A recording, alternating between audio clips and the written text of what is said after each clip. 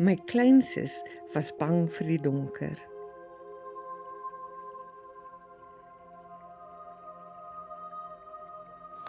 Toe my kleinsus in die bos verdwyn het ek geweet dit is my skuld.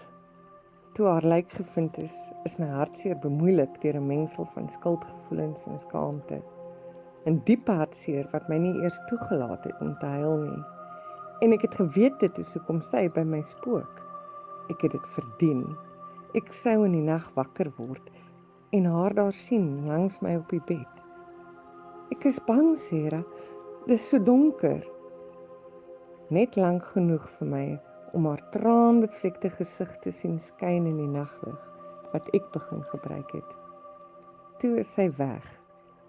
Sy was net 5 en sy sou vir altyd 5 wees. Ons het almal daardie dag die roetes gestap. Ek, ma en Jenny. My ma het natuurlik gestop om met 'n vreemdeling by die vurk in die pad na die spruit te flankeer. So ek het aanhou loop met Jenny agter wat na elke gogga en blom gekyk het. Sy was 'n gelukkige kind wat haar verlustig het in die klein geheime van die lewe. Die klein lewende dingetjies wat jy net gesien het as jy die moeite gedoen het om raak te sien. Jesus, tog kom! Ek het geskree, terwyl sy vir my ten minste die 10de keer vertraag het. Ek gaan jou agterlaat as jy aanhou om dit te doen. Dit word loop genoem, nie stop nie. Ek het vinniger geloop en ek het gou vergeet om te kyk of sy agter my is. Toe ek uiteindelik agterkom, was dit te laat. Ek het teruggetrek, eers kwaad, toe meer en meer woedend, totdat ek die plek bereik het waar ma nog besig was met haar flirt. Dit het weer van vooraf vir my kwaad gemaak. Sy was aanvanklik onbesorg en het eerlikwaar geïrriteerd gelyk dat sy haar kleiner kind moes vind, maar sy het saam met my gestap en Jenny se naam geroep. Nadat ons 45 minute haar nie gevind het nie, het ons die polisie ontbied.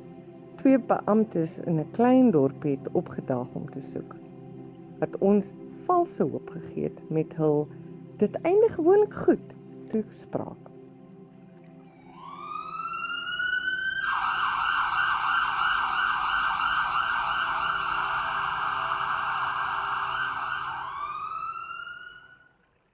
Hulle was reg oor een ding. Ons het haar wel gevind. Dit het nie lank geneem nie. Net 'n paar uur. Ek het nie haar liggaam gesien nie, maar ek het die 2 polisiemanne gehoor. Die een was gebukkend besig om te braak. Trane het oor sy gesig gestroom, terwyl die ander een dit ingeroep het. Jenny was nog altyd bang vir die donker, solank as wat ek kon onthou. Sy het gereeld in my bed ingekruip, selfs toe maan haar naglig onthou. Sy was bang dat 'n vreemde monster daar was, onder haar bed, en wag. Sy het uit die bed gespring en in my kamer gehardloop. Die monster was werklik, en hy was nie in haar kamer nie. Hy het in die bos gewag.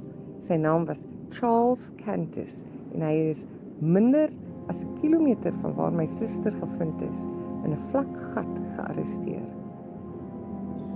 Oh, bathong, sena ke bohlanya, sena se sa tshabeha, ke tshepa hore o tla mo bolaya pele. Verkrag, verwrig, die besonderhede wat ek gehoor het. Ek het ook die beampte hoor sê, ek hoop hy het haar eers vermoor. Dit is nie 'n detail wat jy vergeet nie. Sy arrestasie het geen afsluiting gebring nie, want ek het geweet dat alhoewel hy die middel was hoe sy gesterf het, ek die rede was. Ek het slaap verloor en gewig verloor, en dit het gewys. Nie dat my ma dit sou opgemerk het nie. Sy was verlore na eie skyn van hartseer, omring deur haar vriende en oorlaai met alkohol en braaipanne. Sy het my alleen gelos om te verdrink in die swembad wat ek gemaak het, te besorg oor die simpatie en liefdadigheid wat sy kon kry. Ek het snags begin uitsluip, kombers in my rugsak, om die 2 myl na die begraafplaas te stap. Ek het by my suster se graf gesit, maar tog ongemerk. Ek het haar vertel hoe jammer ek is. Ek het haar vertel van ma, van enigiets waaraan ek kon dink om die steek in my maag te verlig. Dit het nie gewerk nie, maar ek besef nou dat ek myself gemartel het omdat ek gevoel het ek verdien het. Ek het haar babies, opgestopte diere gelos, wat ek ook al gedink het om saam te bring. Dit was makaber, maar dit het gelyk na die enigste ding wat ek nou vir haar kon doen. As ek gelukkig was, sou sy ook vir 'n oomblik daar verskyn, oë nat, om my weer van die donker te vertel. Die mes in my maag het gedraai.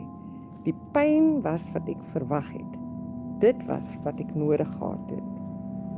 Een aand, verlore in gedagtes, gryp ek in sonlig om saam te bring. Ek het snags 'n paar ander in begrafplase gesien. Ek het altyd gedink hulle verleen 'n spookagtige aura aan die rusplekke van die dooies, wat nooit die lig sou sien of raak sien nie. Begrafplase is tog vir die lewendes, en miskien sal die lig help om my skuldgevoelens te verlig. Sy was bang vir die donker, so ek sou die lig na haar toe bring. Ek was 'n uur daar. Ek het gebewe, met haar gepraat, toe sy verskyn het. Haar gesig het 'n glimlag gehad, nie die gewone trane nie.